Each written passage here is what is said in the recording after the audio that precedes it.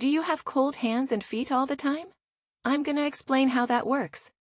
Hey, I'm Dr. Rossan with Get a Healthy Body. And if you'd like to get as healthy as possible by understanding how health works, then make sure you subscribe and hit that bell so that you don't miss anything. Some people tend to have cold hands and feet, even though their core body temperature feels warm. They're not really freezing, they just have cold hands and feet. What's that all about? Well, if you're cold in the core, if your whole body is cold, that's a metabolism problem, that's an energy problem. I made another video to explain that. But if your body is warm and your hands and feet are cold, that's a circulation problem. So what is it that warms the hands? The thing that warms the hands is blood. If your core body temperature is around 98.6 degrees, then the blood is supposed to be close to that. By the time it gets to the hands, it's going to cool off a little bit. But if your body is 98.6, your hands are supposed to be around 90 to 93 degrees. That's a normal reduction in temperature on the way out to the hands. However, a lot of people, when they feel their hands are cold, their hands can be like 78 or 80 degrees, even in a room where it's 72. I've had people with a hand temperature of 74. Their hands are just barely warmer than the room. What that means is there is very little blood getting into the hands, and the same thing, of course, applies to the feet. So what regulates how much blood is getting into the hands and feet? There is something called vasoconstriction. You have blood vessels that have muscles in them, and in the larger blood vessels, they can tighten up, that's called vasoconstriction, or they can relax, that's called vasodilation. When they relax, that allows more blood into the periphery, into the smaller capillaries, the finest blood vessels that we have in the hands and toes. So then, obviously, the question becomes, if vasoconstriction keeps the blood from flowing into the hands, what causes vasoconstriction? The answer is stress. More specifically, it's something called a stress response. When you have a stress response, your body changes your physiology and adapts to a stressful situation or an emergency of some sort.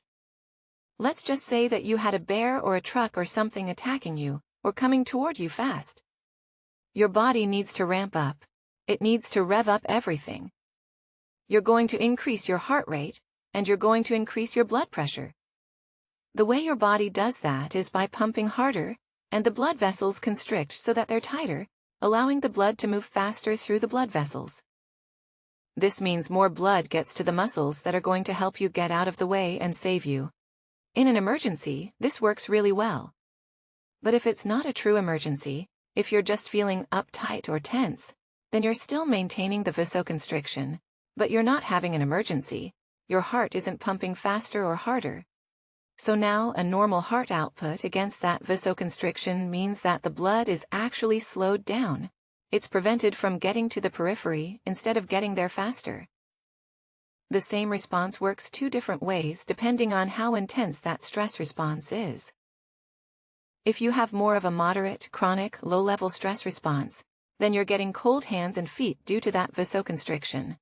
The next question is, what regulates the stress response? That is the frontal lobe, your cortex, the brain, and especially the frontal lobe. The better the frontal lobe is working, the better it can inhibit or turn off that stress response. By practicing relaxation exercises, you can reduce that stress response, activating that frontal lobe. At the same time, another super powerful way to activate the frontal lobe is through exercise. With exercise, you're getting a little bit more. It's not instead of relaxation. They work wonderfully together, but exercise does a few more things additionally. When you exercise, you obviously increase your circulation because your heart rate goes up, and you need the blood to do the work. But one more thing happens. Have you ever noticed if you go out for a walk on a cold day and your hands are cold when you start, and then 10 to 15 minutes later they're still cold? But then, somewhere around 20 to 30 minutes, all of a sudden, your hands just get warm, and they feel really warm? It's almost like you can take your gloves off and they're still warm. That's because it takes 20 to 30 minutes for the capillaries to open up, for the finest circulation to open all the way up. Once it does, something really cool happens. It's called angiogenesis. That's a fancy word that means making new blood vessels. Your body is always checking how things are working, and if you need more of something, it upregulates, makes more, and increases the capacity to produce that effect.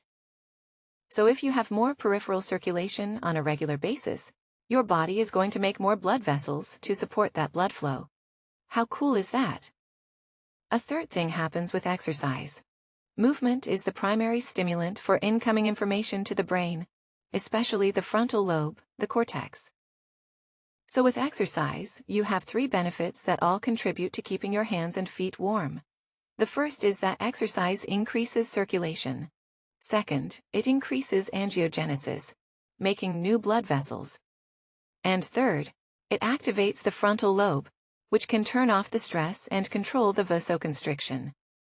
So the 2 ways are exercise and relaxation exercises, such as breathing exercises, and we have a video on that as well.